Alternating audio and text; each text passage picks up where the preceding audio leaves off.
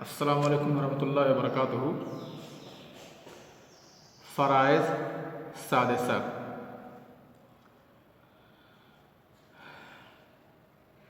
हम लोग अगले रोज़ इससे पिछले रोज़ में जो चीज़ें पढ़ लिए थे उसमें जो कुछ चीज़ बाकी बच गई थी उसे आज पूरा कर लेते हैं ताकि एक बहस मुकम्मल हो जाए।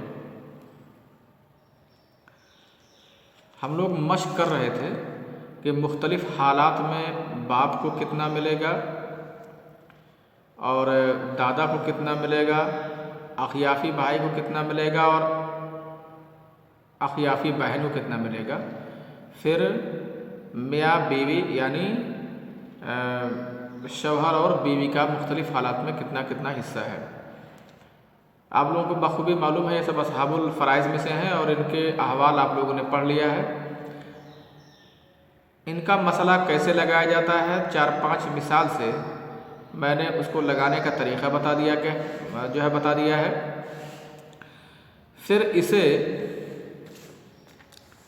और मिसालों से समझने की कोशिश करते हैं ताकि ये बात अच्छी तरह से हमारे समझ में आ जाए।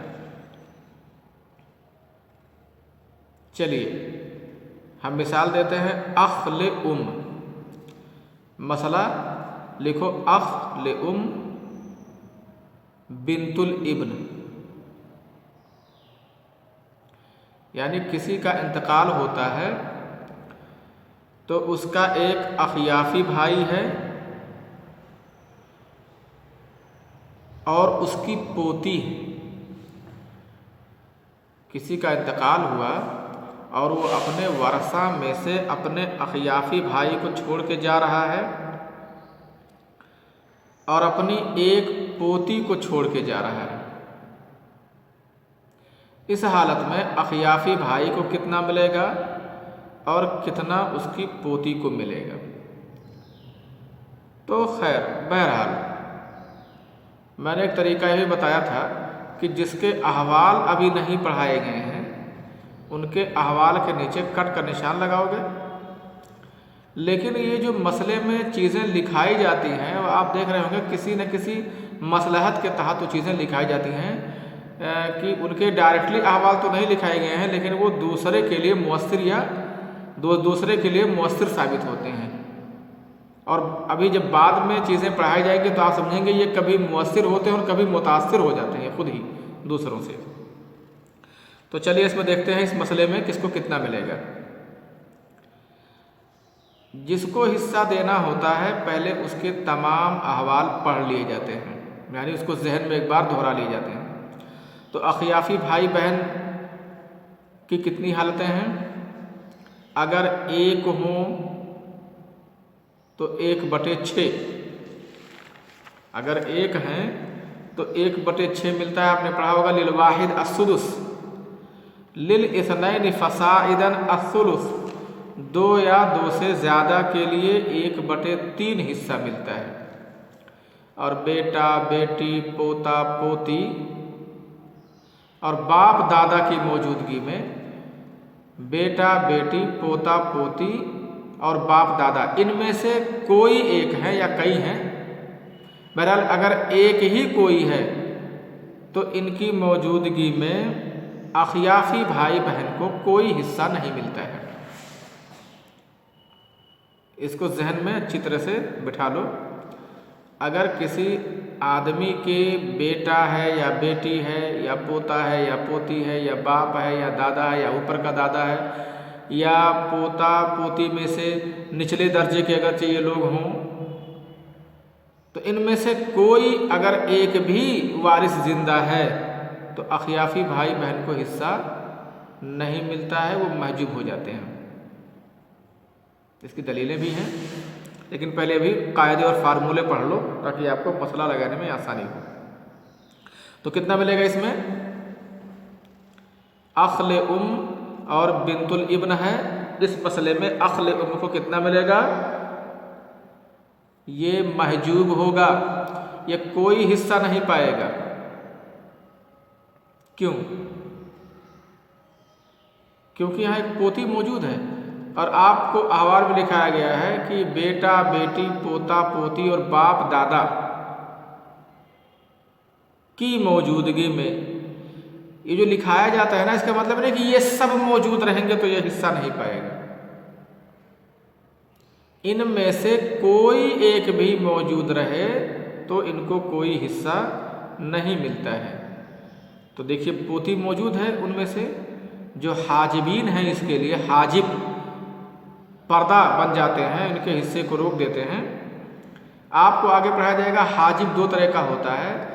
बाज़ हाजिब ऐसे होते हैं जो हजबे नुकसान का बाइस बनते हैं, और बाज़ हाजिब ऐसे हैं जो हजबे हिरमान का बाइस बनते हैं।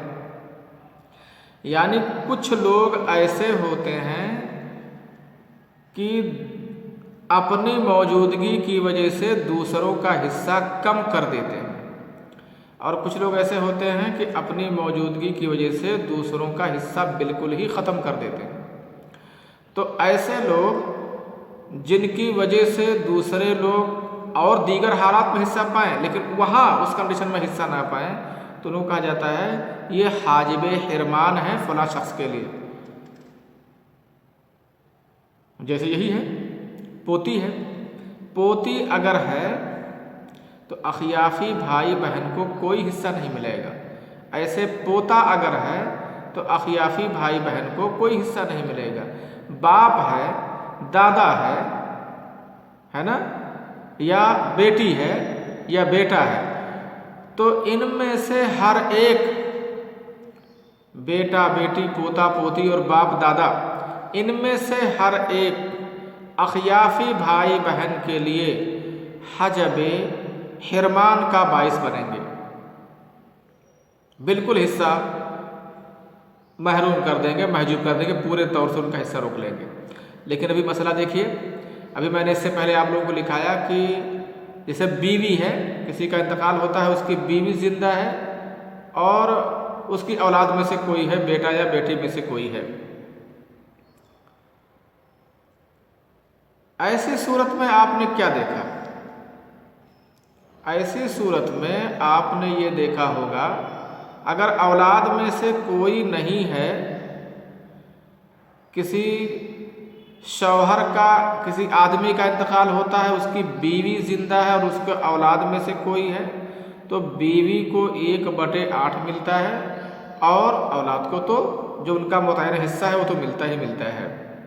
और अगर औलाद में से कोई है तो 1/8, और अगर नहीं है तो 1/4।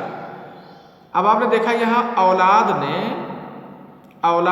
मय्यत की औलाद ने मय्यत की बीवी का हिस्सा कम किया है, ख़त्म नहीं किया है। तो ये हजब नुकसान का बाइस बनेंगे।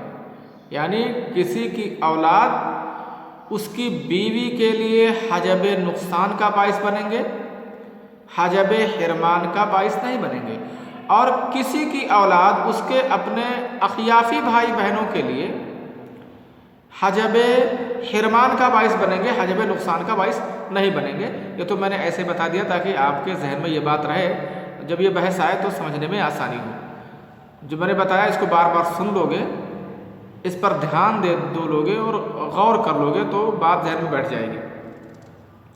यहाँ आप देख रहे हैं इस मसले में अख्ल उम्म में कोई हिस्सा इसको नहीं मिला, और बिंतुल इब्न के तो भी अहवाल नहीं पढ़ा, इसको कट कर निशान लगा दोगे। चलिए ये हो गया। एक और देखते हैं, अख्ल उम्म है और इब्न है, तब क्या होगा? बिल्कुल इसी तरह से है। अख्ल उम्म है जैसे बिंतुल इब्न है, ऐसे अख्ल उम्म है और इब्न है, तो बेटा बेटी पोता पोती और बाप दादा में से कोई है, लिहाजा यहाँ भी अख्ल उम्म कोई हिस्सा नहीं पाएगा, और इब्न के नीचे आप कट का निशान लगा लेंगे। चलिए उख्तल उम्म है और जद्द है, इस मसले में देखते हैं किसको कितना मिलेगा। इसमें ऐसा मसला है जिसमें आपने दोनों के अहवाल पढ़ लिए। उख्त ले उम्म, किसी आदमी का इंतकाल होता है, ये जानिए अख ले अब, अख और अख शकीक, अख मिनल अब वल उम, ये सब इस्तिलाहें आपको पहले बता दी गई हैं। मैं एक बार इसको फिर से रिपीट कर देता हूँ ताकि आपको समझने में काफ़ी आसानी हो। अखले उम या उखले उम कहा जाता है तो अखियाफी भाई बहन मुराद होते हैं। और ले अब अगर कह दिया जाता है या मिनल अब कह दिया जाता है, कभी कभी ले उम की जगह मिनल उम भी कह देते हैं, तो मिन और लाम से फ़र्क नहीं पड़ता, वो बात वही है। उख्त ले उम अगर कहा जाता है तो अखियाफी या अखले उम, और अगर अख या उख्त ले अब कहा जाता है, ऐसा आप बोलते हैं ले अब, तो अल्लाती भाई बहन मुराद होते हैं। और अगर खाली अख या उख्त कहा जाए या उनके साथ अख या उख्त के साथ ले अब व उम दोनों लगा दिया जाए, या कभी शकीक या शकीका लगाते हैं, मुन्नस के साथ उख्त के साथ शकीका और अख के साथ शकीक लगाते हैं, तो इन सब से सगे भाई मुराद होते हैं। गोया आपकी किताब में सगे के लिए 3 इस्तिलाह चलेगी। कौन कौन, कहीं नोट कर सकते हो इसको ताकि कभी भूल जाओ तो आसानी हो जानने में। सगे भाई बहन के लिए 3 इस्तिलाह, कभी अख उख्त के साथ शकीका या शकीक लगाते हैं, उख्त शकीका अख शकीका लगाएंगे तो भी इससे आप सगा समझेंगे। और कभी अख ले अब उम या मिनल अब उम लगाएंगे तब भी सगा समझेंगे। या बगैर कुछ लगाए हुए शकीक या ले अब उम, बगैर कुछ लगाए हुए अगर खाली अख या उख्त का इस्तेमाल करते हैं तो आप उससे सगा ही समझेंगे। और ले अब तो मैंने बता दिया और ले उम भी मैंने बता दिया, ठीक है। इसको याद करने के लिए, ताज़ा करने के लिए मैंने इसको जो है रिपीट कर दिया है। मुमकिन है आप कहीं इसको लिखे हों। तो उख्त ले अब और जद, इसमें क्या मिलेगा? देखो एक भी है, एक हालत भी नंबर 1 वाली भी हालत सेट होती है, अगर 1 हो तो 1/6, दूसरी हालत सेट नहीं होती है, तीसरी भी देखते हैं तो ये भी सेट होती है। तो अगर कहीं महजूब वाली हालत सेट होगी और कहीं गैर महजूब वाली, तो महजूब वाली हालत को नाफिज किया जाएगा, महजूब की हालत को नाफिज किया जाएगा।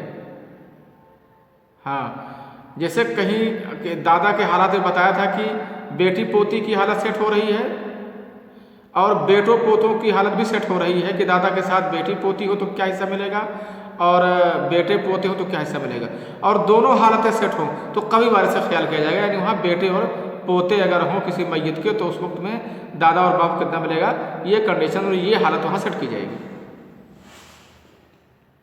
तो यहाँ देखो तीसरी हालत में जो आपको बताया गया होगा, किसी के बाप दादा बेटा बेटी पोता पोती हों तो क्या मिलता है, उसमें दादा मौजूद है, आप देख रहे हैं उख्तुल उम ये महजूब, ठीक है। जद को देखते हैं क्या मिलेगा, क्योंकि जद ये ऐसा जिसको मैंने लिखा दिया है, साबुल फुरूज में से है और इसको मैंने लिखा दिया है। अब इसको समझना है कि आप कितना देंगे इसको। तो किसी को भी हिस्सा देने के लिए, किसी को भी हिस्सा देने के लिए उसके अहवाल पे गौर कीजिए। जद अगर बाप नहीं है तो दादा ये बाप की हैसियत रखता है। अब दादा की वही हालतें सब नाफिज होंगी जो बाप की हालतें होती हैं। तो बाप का क्या है, बेटा पोता की मौजूदगी में 1/6 दिया जाता है, यानी फ़र्ज़ मुतलक उसको मिलता है बेटे पोते की मौजूदगी में, और बेटी पोती की मौजूदगी में फ़र्ज़ मुतलक और असबाबी होता है, और फ़रा की अदमी मौजूदगी में यानी बेटा बेटी पोता पोती और अगर निचले दर्जे को जो है पोता पोती हो ये सब ना हो, फ़रा यानी अगर ना हो तो बाप को सब मिलता है। देखो इन तीनों कंडीशन में कौन सी हालत बैठती है। तो आप ये पा रहे होंगे कि यहाँ मैयत के ना बेटा है ना बेटी है ना पोता है ना पोती है, यानी मैयत की यहाँ फ़रा नहीं है, लिहाजा दादा यहाँ असबा पाएगा। ऐसी कंडीशन में पूरा का पूरा माल दादा को मिल जाएगा। ऐसी हालत में पूरा का पूरा माल दादा को ही दिया जाएगा। तो उख्त ले अब को ले उम को आप देख रहे हैं, उख्तल अब के अहवाल अलग हैं, उख्तल के अहवाल अलग हैं, उख्त शकीक़ा के अहवाल अलग हैं। आप देख रहे हैं इसमें, ठीक है। तो ये भी मसला हो गया। एक मिसाल और समझते हैं, क्योंकि इसमें सब मश्क ही हैं। आपने हिसाब में पढ़ा होगा, सूत्र आप 2-3 पढ़ते हैं फार्मूले, और उसकी मश्क आप 25-30 पढ़ते हैं, 50 पढ़ते हैं। तो मश्क जब जहन में ये बात बैठ जाएगी, ये फार्मूला मश्क से जब जहन में बैठ जाएगा, तो फिर आगे हम फार्मूले आपको लिखाएंगे, यानी अहवाल लिखाएंगे और फिर मश्क कराएंगे।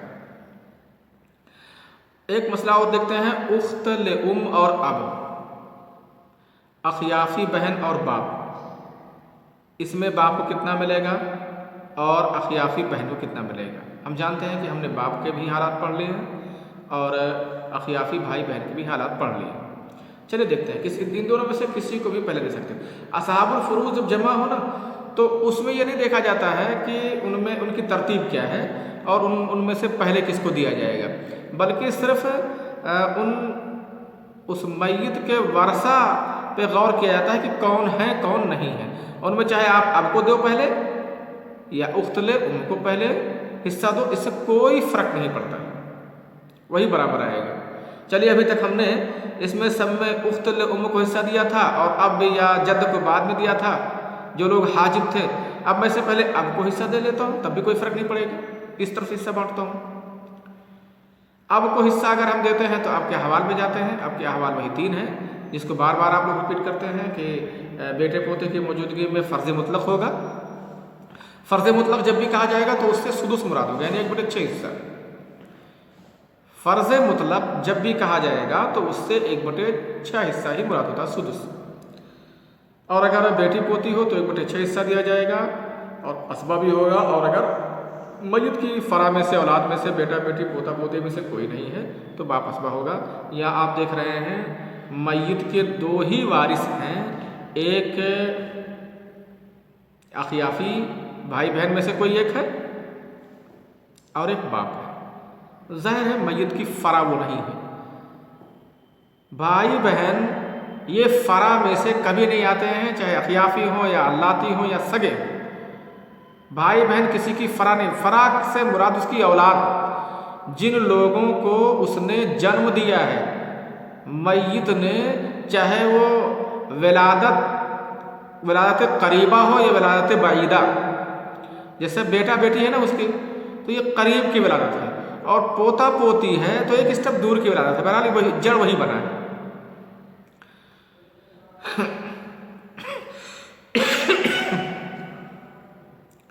तो उख्तल और अब,